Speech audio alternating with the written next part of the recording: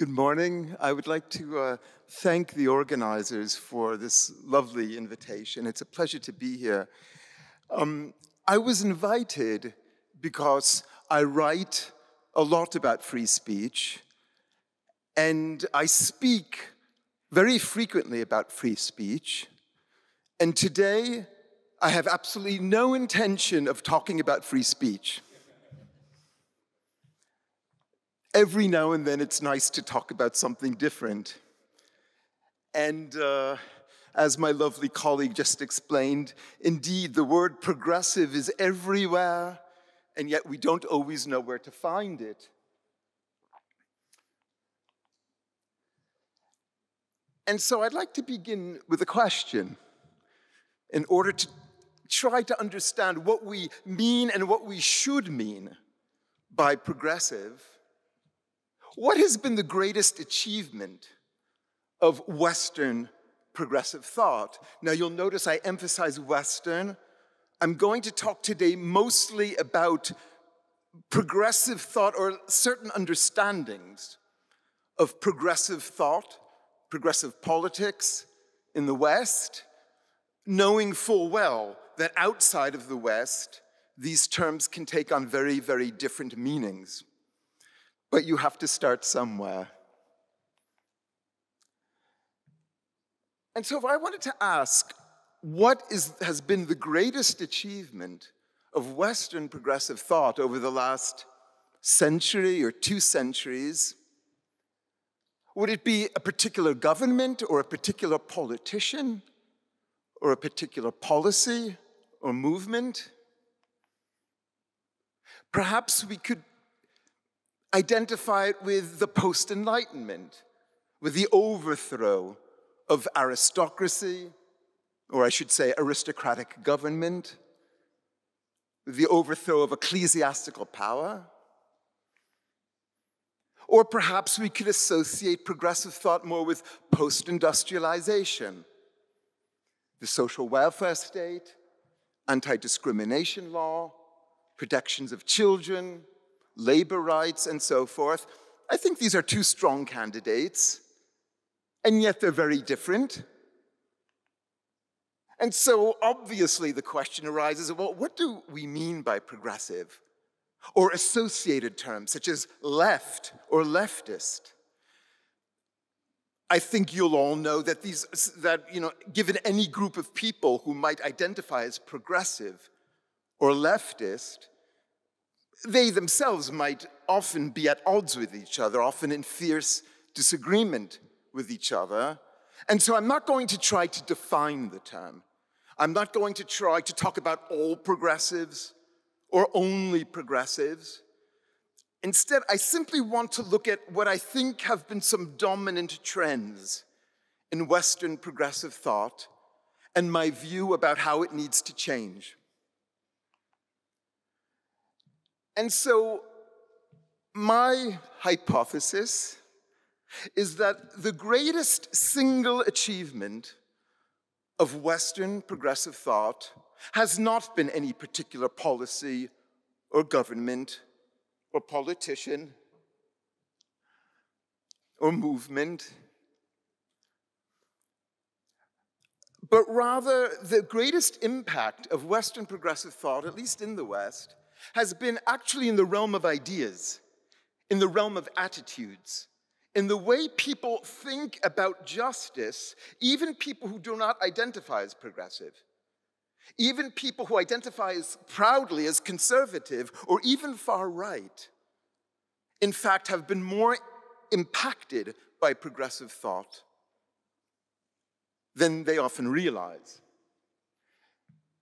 And so this is going to be my idea, that the single most important contribution of Western progressive thought in the West has been a revolution in the concept, in the very idea of what we mean by justice and injustice.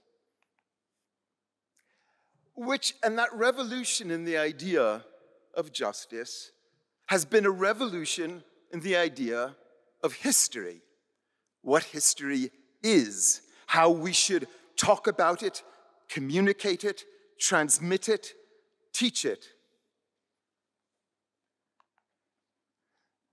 So I'd like to start with what you could call a target of progressive thought, which we could call traditionalist history, which could be described as the national stories about the high deeds of great men. This is probably the way your parents and grandparents learned history, and perhaps some of you as well. It focuses on hierarchical power, the power of monarchs, battlefields, palaces, parliaments, factions, industrialists, entrepreneurs. Often it starts with Alexander the Great, goes to Julius Caesar, Charlemagne, King Wenceslas, all the way through to, I don't know, Winston Churchill, Charles de Gaulle, George Washington. And this is what I would call a traditionalist history, and it has not disappeared. Its core message, its core aim, particularly at younger ages, is to communicate messages of unity, national unity, and heroism, kind of national achievement. How does it deal with mass injustice? Sometimes not at all. Sometimes through silence. For example, many of you may know that in China, virtually no young people have learned anything about Tiananmen Square in 1989. Literally know nothing about it. This is something the Chinese are very good at, right? So one way of dealing with mass injustice under this traditionalist history is simply to ignore it, to erase it, or to sideline it. Sometimes that can't be done. Sometimes it needs to be dealt with because too many people are aware. And therefore, what the traditionalist history does is to treat mass injustice as having been unavoidable, accidental, or inauthentic. In other words, yes, there was mass injustice, but it wasn't our fault. Ultimately, it had a greater cause. When I say, for example, inauthentic, up until the 1990s, it was very common in France to say that atrocities committed under the Vichy regime were essentially compelled because of the Nazi occupation. And in fact, this is a story that we hear throughout much of Europe, that any crimes committed during the period of Nazi domination was imposed, was forced by the Nazi. There was no choice. So it was not really us. That's what I mean by inauthentic. It wasn't really us, it was them. This is another way in which a traditionalist, heroic, national history deals with mass injustice. And of course, progressive history wants to do the opposite. And this, I think, is truly astounding, and why I think that a revolution in the concept of history is the single greatest achievement of Western progressive thought. Because progressive history tells us not to glorify, not to heroize, but to self-scrutinize. Under a progressive conception of history, all of a sudden, our task is, as a nation, collectively, to discuss and teach and communicate all of our mass injustice, to make it not peripheral, but central. This, I think, is unprecedented in human history. In many cultures, you'll find an ethos of recognizing mistakes, but for progressives, mass injustice is not mistakes. It is systemic. It has to be at the center of our understanding of history. It's systemic or structural, and it's still happening, right? And so, for example, in the West, we need to understand the transatlantic slave trade, or patriarchy, or heteronormativity, not simply as something in the past, but as part and parcel, as woven into the very fabric of Western civilization, and it's still going on. It never stopped. It's an ongoing history, which is largely the reason we need to know it. This would be, in my view, the progressive view of history. Its core message is not on the unity of the nation, but the groups that have been marginalized, sidelined, oppressed, excluded. And its focus is not on hierarchical power, or rather, it's on a critique of hierarchical power through the lens of hierarchical injustice. So it's no longer glory and heroism and unity which guide history, but rather a focus on mass injustice, which in the West, among Western progressives, I would describe as the radical critique of Western liberal democracy, and I'll get back to that in a moment. Just one or two footnotes. Clearly, as I'll try to explain then, this revolution in the concept of justice is a revolution in the concept of history. However, I want to be very clear before I move on. Obviously, there are not just two ways of understanding history. I imagine there are a few of you who are good historians, maybe some of you teach history or have studied history, and you know that this is a very simplistic distinction, either traditionalist or progressive. Of course, we know that history and the discussion and interpretation of history is far more complex. But we also know that most people do not become professional historians. In fact, very few do. And therefore, the cultural role of history is to situate the nation, to explain the nation, to transmit certain values, and particularly to the youngest. And so the focus then is not on specialized history, but essentially on popular history, which is what you could say children are given, even if people don't like to use that word. And therefore, this dichotomy between traditionalist and progressive, it's not meant to be an accurate view of history. It's meant to characterize today's culture wars, right? You'll all by now have heard endlessly about the death of the American Charlie Kirk, and this was pretty much his bread and butter. This is all he did. And he's not the only one on both sides. Much of what we would call culture wars, Kulturkämpfe, is about claiming the superior, the dominant view of history, whether it will be progressive or traditionalist. And so I've promised to explain this concept, which I put at the heart of what I would call the Western progressive view of history. Again, the radical critique of Western liberal democracy. Here comes a long sentence. Over several centuries, Western societies have cumulatively damaged many millions of lives through economic exploitation, militarism, colonialism, racism, sexism, heteronormativity, and other forms of mass injustice.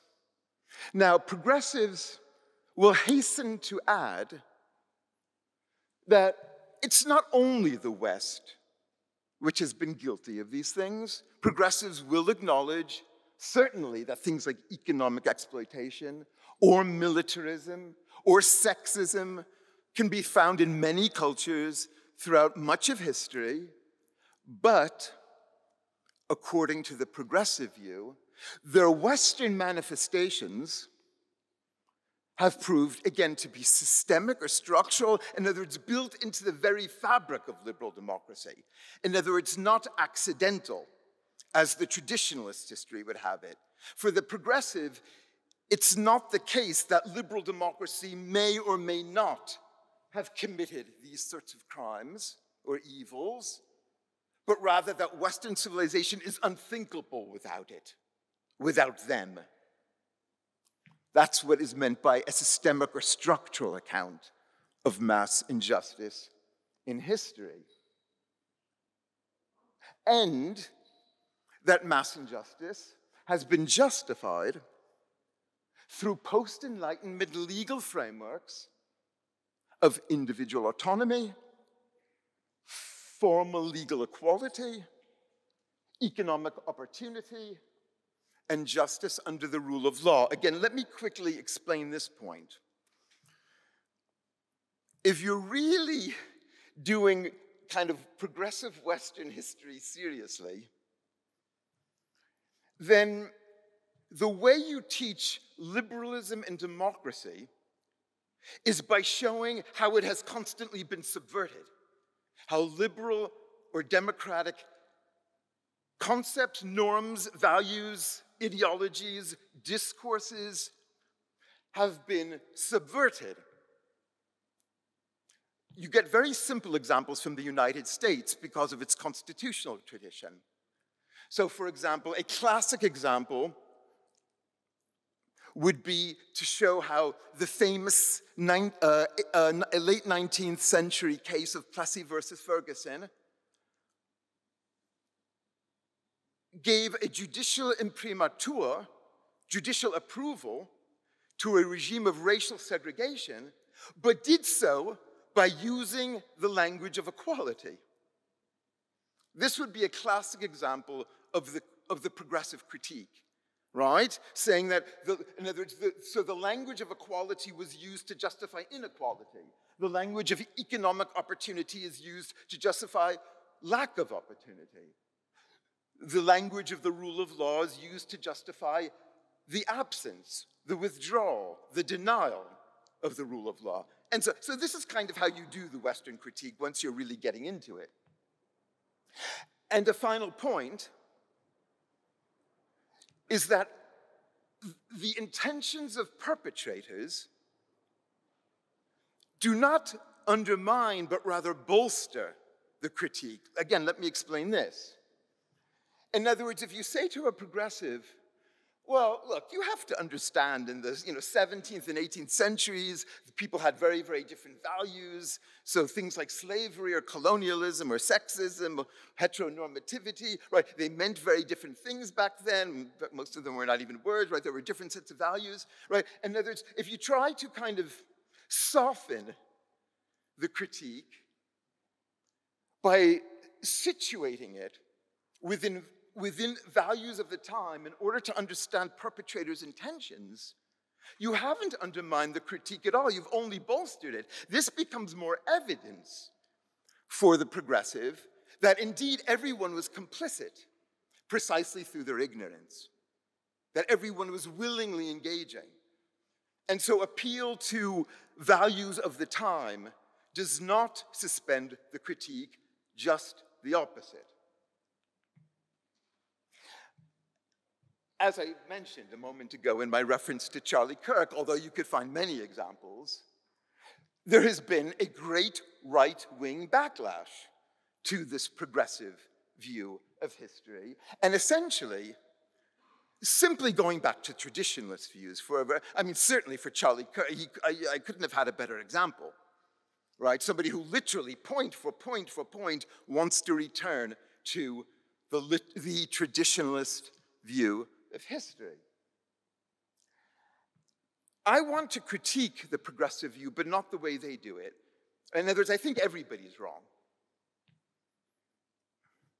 That's what academics are supposed to say. That's how we kind of justify our existence. So I think everybody is wrong. I think there's a deep problem with the progressive view of history, but I think the right-wing backlash, which would simply negate it, essentially turn back the clock, although they never say this, to a traditionalism, is idiotic. So how can we come up with a critique which helps us to redefine the concept of progressive? So I'm still asking that question. What do we mean by progressive? What should it mean in this century? And so I try to answer this question with reference to the concept of memory politics, or politics of historical memory.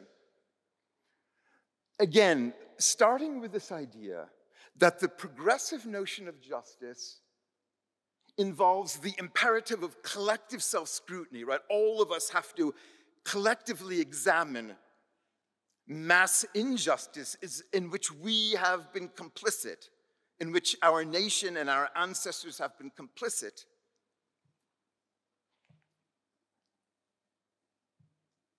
And this takes two steps. The first step involves simply compiling a historical record. And so, if you're sitting with a group of progressives talking about history, here again, yeah, they might disagree on this fact or that fact, but you can pretty quickly find a consensus. That has not been a problem, finding a consensus on compiling a historical record.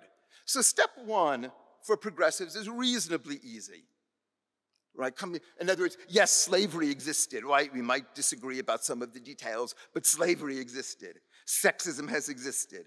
Heteronormativity has existed, and so forth, right? So that's simply compiling the factual record.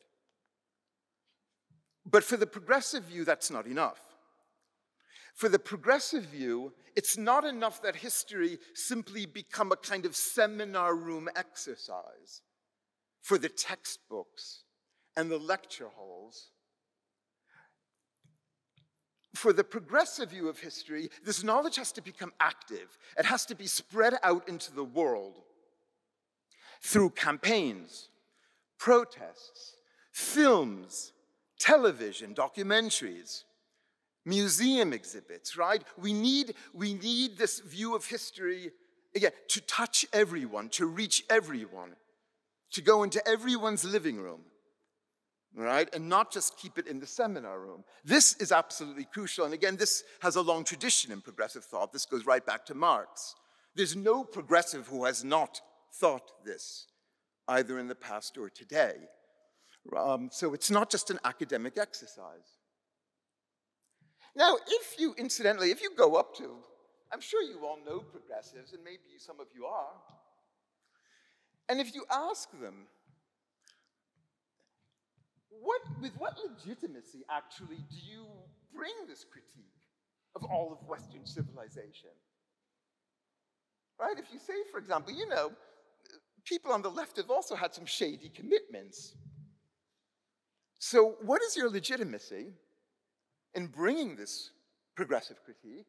And what they will tell you is that they draw their legitimacy from a tradition, from an ethos of autocritique. Right? This actually, this has solid roots in Bolshevism, although that was perhaps not the favored version. But so the idea is basically, well, we accept, we acknowledge, we agree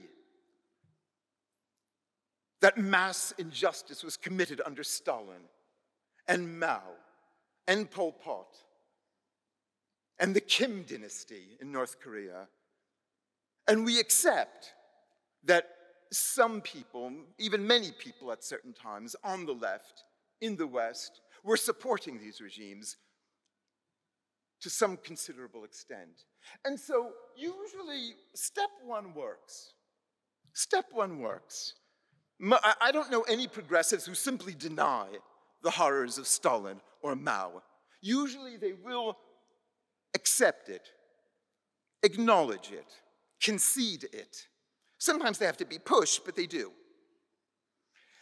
Here's where I think the problem is. At the second step of memory politics, the step of dissemination. I suspect that in this audience, many of you will have attended universities or are currently active in universities, have family members or friends who have been. In the West, this kind of dissemination is very common for the radical critique of Western liberal democracy. Again, you've probably been seeing it on your television over the past few years. Demonstrations, protests, if you follow culture, exhibits, and so forth, right? The problem is that the same people who are teaching us all how to do collective self-critique don't do it. I'm going to repeat that point. The same people who are teaching the rest of us how to do collective self-critique don't do it. You will not find it at any Western university. This you'll find. So you can find classes in Western universities about what happened under Stalin, what happened under Mao. That's the easy part. You won't find people denying this. But what about commemorative events? For example, with the recent war in Ukraine, does anyone of you know any Western progressive? Here in Prague, it might well be different. But do any of you know any Western progressives who have mobilized, who have said, wait a minute, for decades, we progressives, we were lending support to the Kremlin. And so we also have to critically deal with this history. We have to make people aware of this. We have to make sure that people know that Putin's politics is simply a continuation of autocratic politics which we all supported. Okay, not we all, but many. But many. You will not find this anywhere. Every now and then at some Western university, you might find a small group of people demonstrating about Ukraine. But they're not actually the people who are known or prominent as leftists or as progressives. Why? How can it be that these progressives know everything about how the rest of us should be learning history and never do it themselves? So my criticism is not the far-right criticism. I'm not saying stop doing the progressive history. I'm saying keep doing it. Keep talking about racism, colonialism, military, and so forth. But that's only 50%. It's only half. Where's the other half? Where is the leftist movement? And again, I'm not talking about the seminar room or the textbook. I'm following progressives themselves. I'm asking about the mass dissemination. Where do we see leftists themselves, progressives themselves, doing the same open, honest, candid self-critique and showing how it is also ongoing and systemic, the kind of mass injustice to which the left has also been committed? Where is it? Because I think progressives would be in a much better place today, because that's my aim. They would be in a much better place today if they had been doing this for the last few decades. I do not know of a single example. Again, we have seen protests and diversity programs and all of that, and again, I'm not against it. I favor it. I have personally benefited from it, I assure you. Has there even been a minute of silence for victims of the Holodomor? 1 minute is all I'm asking for. Have progressives in universities even done that? For the victims of the gulags, for Prague in 1968, for Budapest in 1956, for East Germany in the 1950s. Zero. And this, I think, explains a lot of the far-right backlash. When you don't recognize your own mass injustices, your own complicity, with the same honesty and the same directness and the same candor, indeed the same zeal, as you expect everyone else to recognize that of Western civilization, then don't be surprised that your refusal, your failure to do it in a balanced and nuanced way ends up translating as the crude far right that we are witnessing today. I feel like I'm giving a bit of a sermon. I'm sorry about that. As I said, I usually talk about free speech, which is a completely different topic.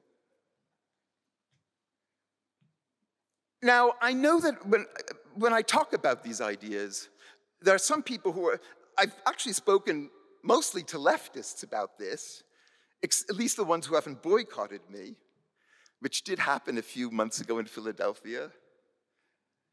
But many of them will say, who do at least, give me a half an hour to talk, will say, but wait a minute, how can we say that, we do talk about these things, and we don't talk about Stalin, and we don't endorse Stalin anymore, and so forth. And again, as I've said, the problem is not at the level of recognition. And one of the things that I've written about in some of my recent writing is that the only time we've really seen progressives openly and candidly self-scrutinizing is when they stood to gain, when they actually stood to enlarge their movement. So for example, here, let me go to the second example. Feminism is a great example, because I always have feminists who give me the, wait a minute, they say, you should come to some of our feminist meetings, and we're always arguing all the time about this and that, right? And they've missed the point. If you actually look, so for example, over the past few decades, a typical debate among Western feminists has been that Western feminism had been dominated by kind of white middle-class women's experiences and needed to take into account the experiences of ethnic minorities, of non-Western women. And eventually, this basically has happened. But that was a gain. That was a mass expansion. There was a clear self-interest. Now, when progressives tell us to scrutinize Western history critically, they don't say, well, only do it where you stand to gain. Only do it where Western civilization stands to gain. They simply say you have to do it, whatever the cost. And so this is the predicament in which I find progressive thought today. I don't know how much time I have. I've briefly given you the example of the Ukraine war. I'll just show you very briefly some of the other examples that I've written about recently. So I mentioned the Ukraine war. I've just been told that I have another 10 minutes, so I might just do an example from the Czech Republic. It's kind of irresistible. Also, maybe as I've tried to suggest, a way to understand the resurgence of the far right, because so much of this is about understanding history. Again, someone like Charlie Kirk talks about almost nothing else. Leftist anti-Semitism, the great taboo in the West. Great taboo, you cannot discuss this. And incidentally, that's not just true since the 7th of October, 2023. This has been true for decades. You can talk about right-wing anti-Semitism, that's fine.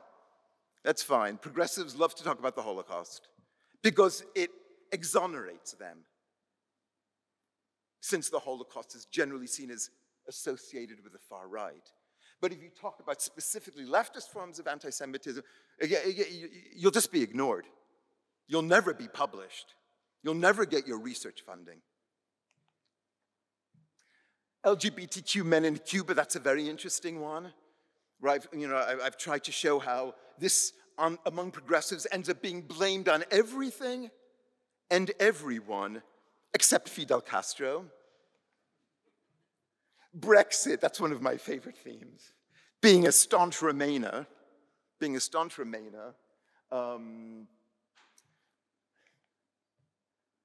the refugee crisis in Venezuela. You will not hear about this in Western universities.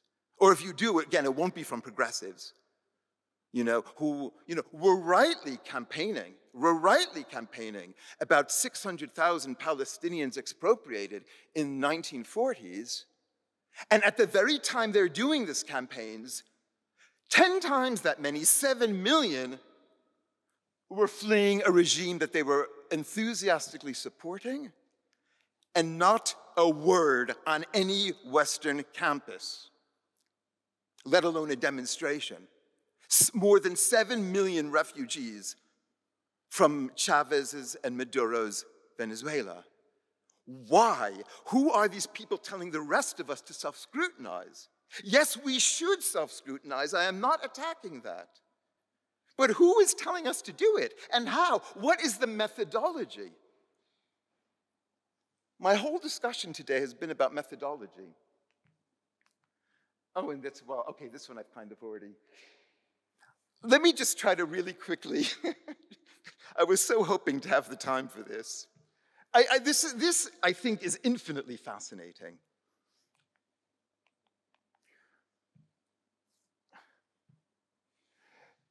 This is a provision of the Czech Criminal Code. Probably most of you have at least heard about it. Adopted around 2000. There was a lot going on with Czech criminal law at the time, so I'm being rough with the date. And basically, it started out as a ban on Holocaust denial. Again, we have several in Europe, in Germany and France and some other countries. And then it had some interesting mutations, right? And it's basically a hate speech ban, to be honest. So this kind of intersects a bit with one of my more usual talking points of free speech.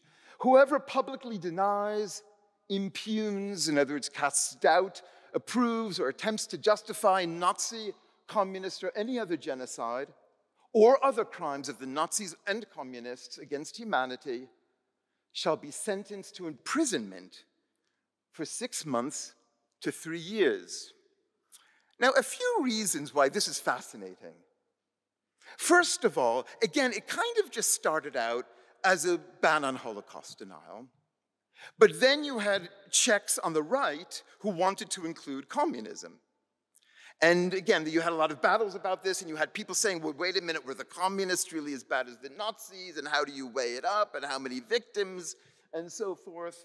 Again, this became kind of culture wars, at least from what I've read. You'll correct me if I'm wrong. This kind of became one of your local culture wars, a typical culture war about history. Now, what's maybe the most fascinating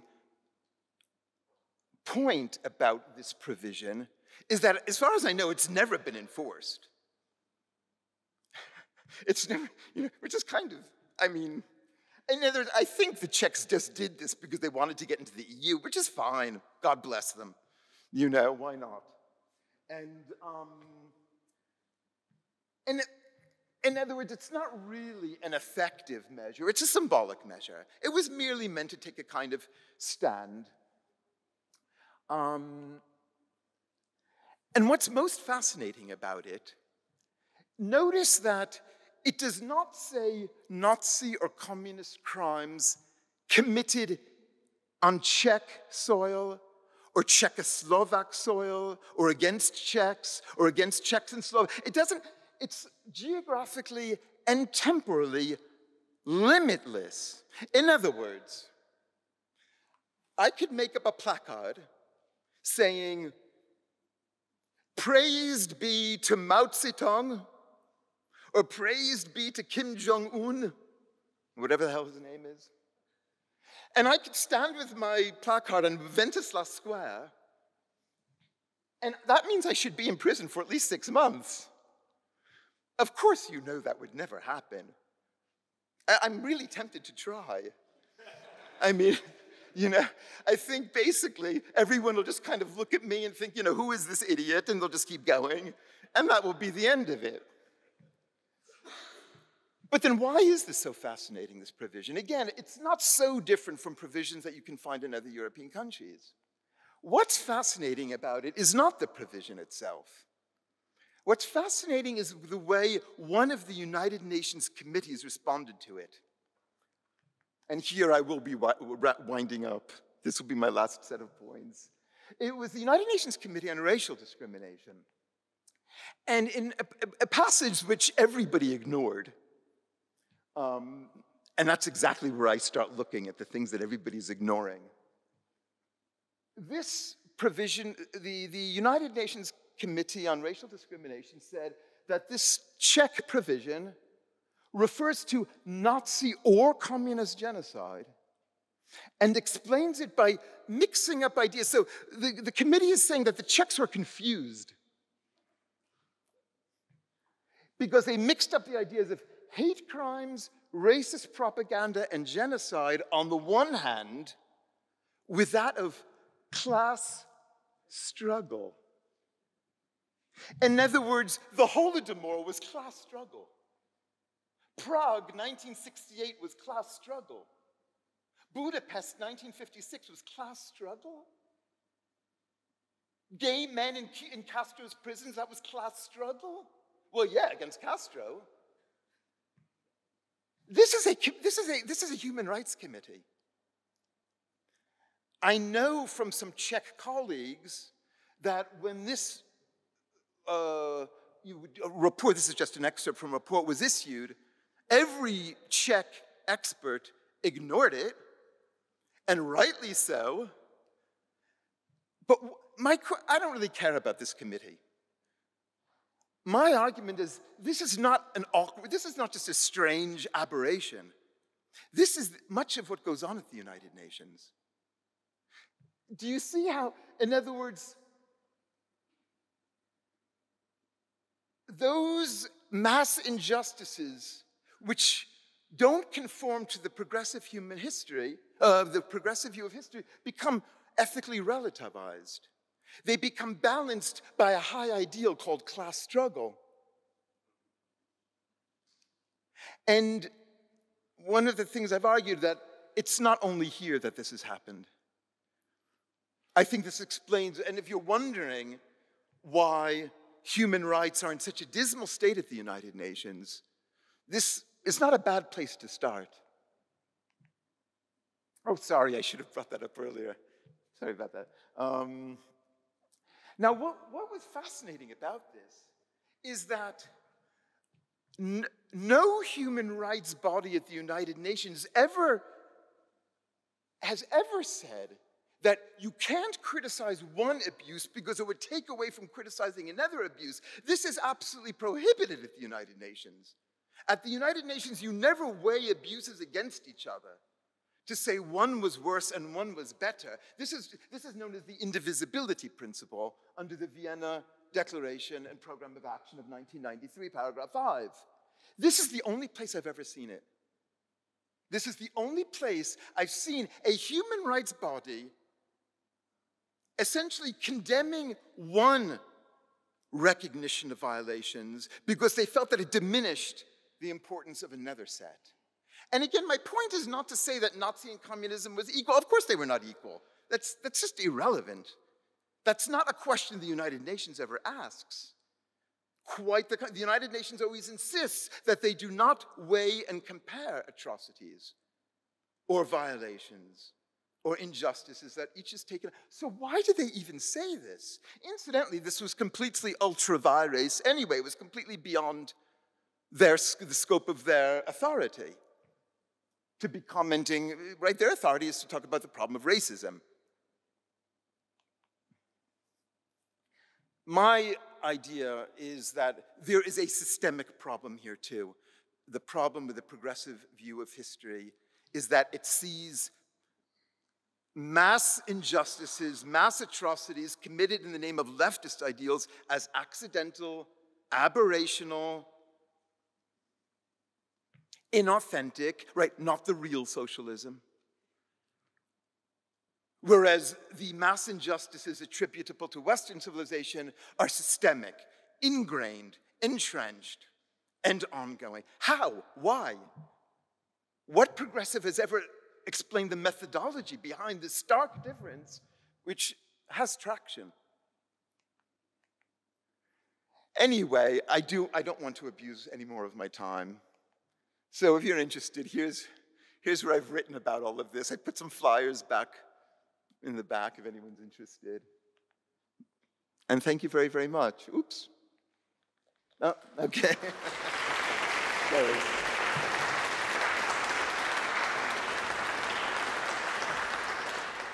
Thank you very much, Professor Heinze, for this. No, please stay here with me, because there will also be open floor for questions and for discussion. Yeah, this was a fascinating speech and a very constructive critique of progressivism, and I would like to also hear your questions for Professor Heinze. My colleague would go around with the microphone. If you can raise your hand if you have a question, and please, if you can, ask it in English and be concise. If you cannot, you can also ask in Czech very short questions, and I will do my best to translate them.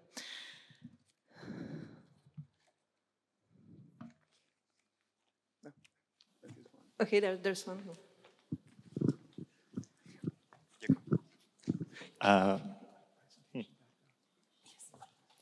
Yes, thank you for the floor.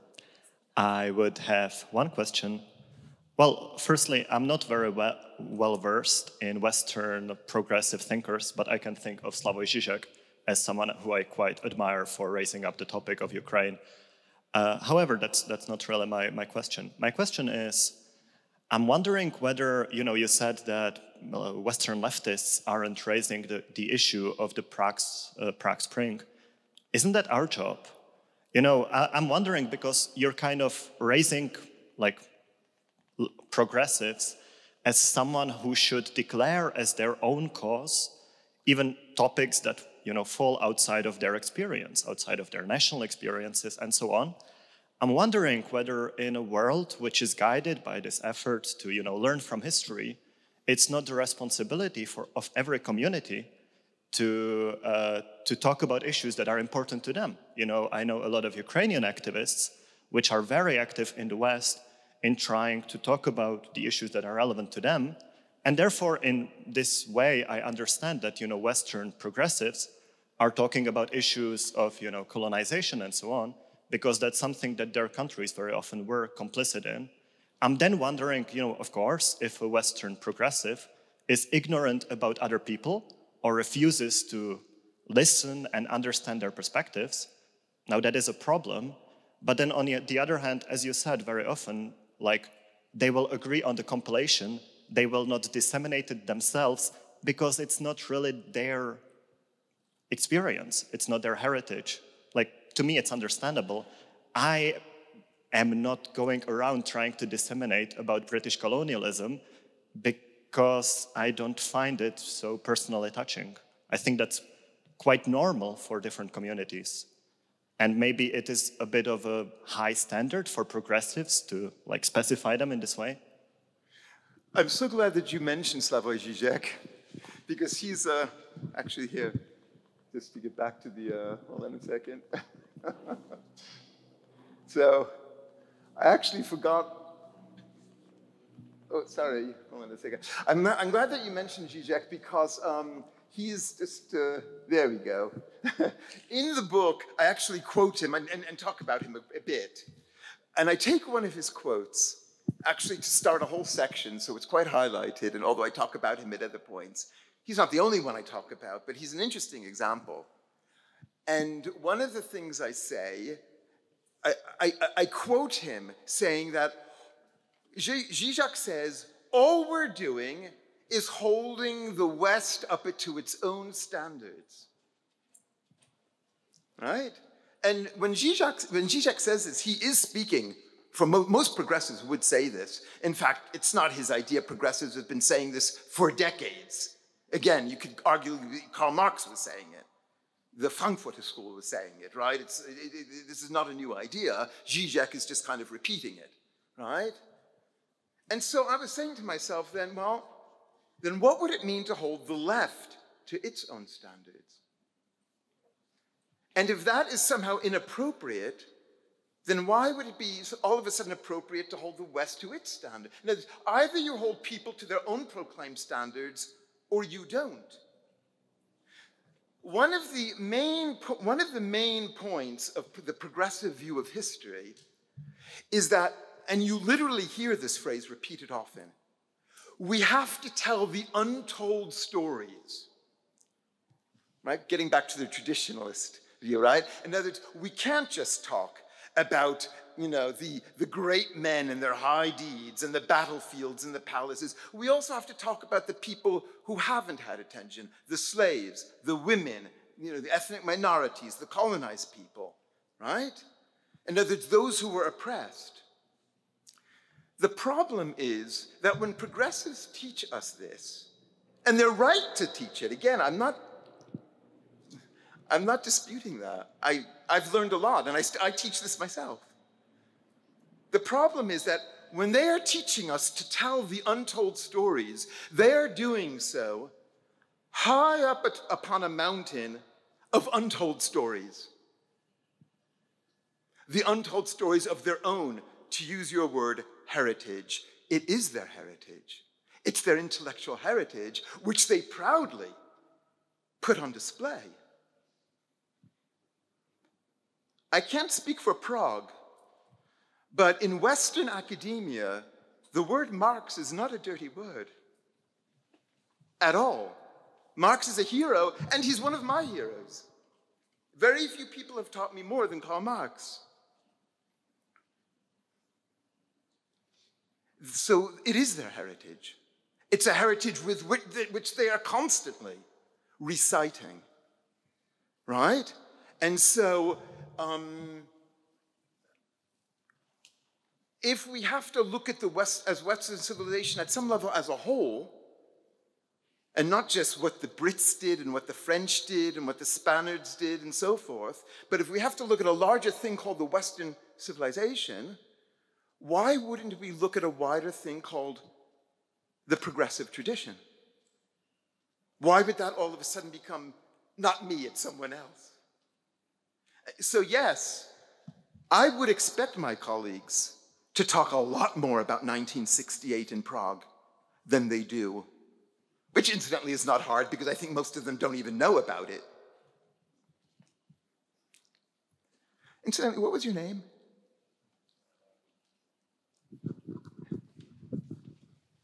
Tomáš Koreň. Tomáš, okay, thank you. Thank you, Tomáš.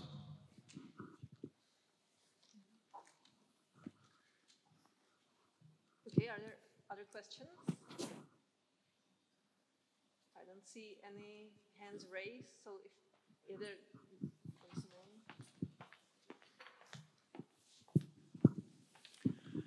one. Dalibor Vavruska. I'm sorry, what is your name? Dalibor. Dalibor. Just a quick question. I mean, I see this trend. I lived in the UK. I understand that there is this desire for absolutely fair and equitable societies. And I appreciate your points because I think that is leading in that direction. Yet, I just don't know whether it's possible, right? Because nature works in terms of balancing. There's always some opposites which would balance. I mean, the society is the same. People believe in different things. They create some communities, and sometimes they clash. And I'm just wondering, like, one of the counters to you from the conservatives would be abortions. Like, do you care about people who are not yet born in the same way that you would want to defend some of the groups that the progressives don't? And I just don't know how to make this argument, and whether it's even possible to make this argument to equitably defend everyone. I just think naturally that the people will create some groups, and there will be some balances. They don't need to be violent, and I think what we should think about is how to best tolerate each other. And like from my experience in the UK, I think I have some beliefs and I have very good connections with people across different communities. And I think it's really possible, but it doesn't mean that you don't belong in a certain community more than others. It just doesn't have to be all like mixed out, I think, mixed together, sorry. I think to a degree, because you raise actually a few points, all of them important. But I think to a degree there's a continuation with Tomáš's point, right? In other words, you might have just, right, Tomáš, you might simply have said to me, look, Eric, in an ideal world this might work, but no one on the left is going to do this, right? And people have said this to me. They've said, what are you expecting people to do? No one stands up and leads a rally against their own ideological home. Now, what's very interesting, if you listen or listen to progressives or read progressives, Zizek, but we can name many others, in most of what they write, and particularly in their more thorough and rigorous writing, rarely do they tell you to go vote for a particular politician or a particular party.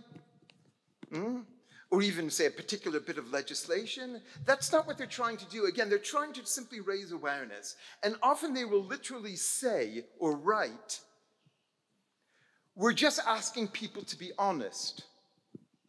We're just asking people to confront. We're not telling them how to vote or what legislation to agree with. We're not telling them, right? We just want them to be honest about the past. That's all I'm asking. That's all I'm asking. Let's just be honest. Let's just be honest. Let's do what the progressives keep telling everyone else to do. Be honest about what you do. Because there is zero of that honesty. Because if you think that you're being honest simply by saying, when challenged, when in a corner, oh yes, I guess Stalin committed some terrible atrocities. That's not honesty. Not when you're telling everybody else to go attend this program and to go watch this film and to read these books, right? And doing mass mobilization, right? Either we all have to mobilize or none of us do, but this kind of selective history, right? In other words, telling us to look at the untold stories, to tell the untold stories while those who are saying it are concealing massive untold stories, right? That kind of selective activism, it simply violates the principles of progressive thought. It's either you're a progressive or you're a tribalist. These two, to answer the question with which I started, these two are mutually exclusive. You cannot be both tribalist and progressive. You have to choose. Pretty much every Western progressive today is actually a tribalist.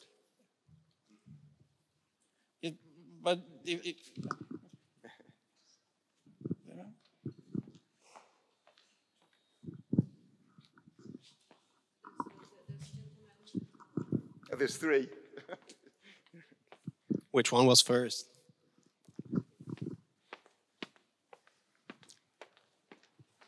Thank you. Good morning, my name is Paul Nat. I work at the Prague University of Economics and Business. So being an economist, this was quite appealing to me. It seems that everything's much more easy when it comes to economics. We also have thought of Karl Marx, but we also have very important thought of Adam Smith and one of John Maynard Keynes. And if you follow one of them for too long, the economic system tends to collapse and it simply exchanges. So which leads me to something that Dalibor was mentioning, that there is some kind of balance. And in economics, it's simply restored by economic crisis. If you are too liberal for too long, you go to crisis. If you are too interventionist for too long, you go to crisis, and so on and so on. Here, it seems to me that there's no natural balancing mechanism. And it leads me to a question, what is the right balance here? Because I can imagine people who were educated in this heroic type of history. And now, and I'm exaggerating, now you're telling them they should feel ashamed for the history because a lot of things, many people will understand it that way and many people will abuse it to mobilize them, right? And if the result is that the election outcomes are as they are, and we are close to elections here and nothing good is about to be expected, what is the right balance between this heroic history that probably is good for people that want these easy explanations and correcting the mistakes? Because if it's abused against you and if it's abused to mobilize people that are afraid, then probably the outcome won't be good, right? Thank you. What is your name? Pavel. Pavel, okay.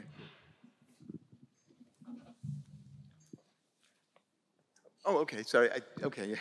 Right, well, thank you, Pavel, for that question. To be absolutely clear, again, if you were to ask any serious progressive today, Zizek, Butler, you name it, right? They would tell you they do not want to shame people. They do not want to shame Western. First of all, that's not productive, right? Critical race theorists in the United States, they'll be clear, they don't want to shame anybody, and nor do I. Again, what they will tell you is, we just want people to be honest. That's all I'm asking. We want to tell the untold stories. That's all I'm asking. We want to mobilize around the historical consequences. That's all I'm asking, such as the Ukraine war, where the Ukraine war has not mobilized the Western left. Zizek wrote 1 or 2 articles, Judith Butler wrote 1 or 2 articles, no mobilization. So again, on the compilation, they're okay. Although even Judith Butler and Zizek, they don't really talk about the West's own complicity at all, actually, right?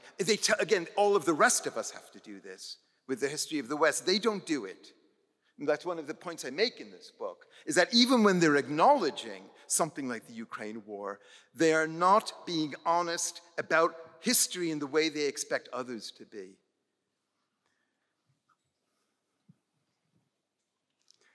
I think there were 2 other hands, one behind Pavel and one ahead of Pavel. Yeah. Thank you. What's your name? I'm Andre. Andre. I have a worry that part of the argument is a matter of definition. Of course, there are thinkers that have a lot of ideas associated with progressive thinking, support for gay rights, or whatever, who are critical of many other ideas associated with progressive thinking. So now, isn't your argument valid only if you define progressive thinkers as those that are founded on pretty much communist ideology and are unapologetic about it? Because, yes, I see people that are building on some leftist ideas, are arguing for many progressive causes, and are approaching many of these topics critically from my point of view. So you are saying literally zero self-criticism there, which was a provocative statement and of course isn't literally right. But yeah, I have this worry. Yeah, no, Andrew, that's such an important question. Thank you very much for putting it. It's very, a BBC journalist a few months ago said to me, aren't you just talking about the hard left? You know, which is, you might say is very few people. And that's why I kept stressing, actually, much of what I'm saying has applied to a big number of people, certainly in Western academia, in the humanities and social sciences. I am certainly not talking about minority. Now, and I don't think only to people who have called themselves communist, right? Not at all. Because again, I think it's not a question of definition, because as I said, you can't define these terms. Within a group like progressives or leftists, you're going to find many different strands, but nevertheless, certain trends are unmistakable. Certain trends keep repeating, right?